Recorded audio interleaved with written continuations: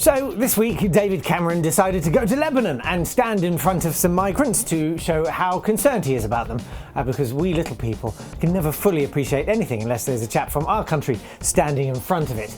Apparently Cameron really felt the heat there. He kept turning to his aides and saying, "Swarm, isn't it?"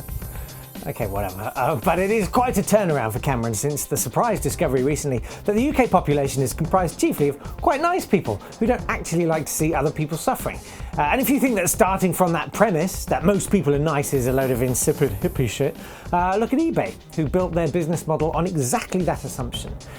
Be it about migrants or Corbyn's nutty plans to not screw poor people over quite so much, however much the press may seek to appeal to our more frightened, selfish side, I'm heartened that so many of us seem to be rising above it. Not that we should be smug though, for the plight of the migrants is a desperate one. So here are some zero additional cost ideas for things we could do. First, Calais. Let's look at some stats, friends. The UK and France have more or less the same population. That's 64 and 66 million, respectively. But France has 2.5 times more land. So France, could you budge up a bit? We've said we'll take 20,000 refugees. You've said 24,000 France. Could you not come up a bit on that? And here's the thing, even if France did decide to take the upper moral ground and take 100,000 refugees, consider Lebanon. Population of 4.5 million, that's not even a tenth of the UK or France. Land area, 10,000 square kilometres, that's 4% of the UK land mass and about 1.5% of France. And they've got 1 million Syrian refugees. That's like us taking in 15 million, so maybe we should all stop whinging.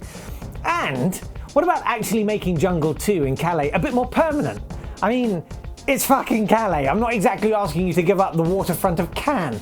Calais is, with respect, un trou de merde. I mean, I'm sure it has its charms, but rather than spending the money it's costing to police that area and the port and the railway, and the money being lost by freight companies, not to mention what it's doing to the terrified truck drivers, why not pay the refugees to police themselves?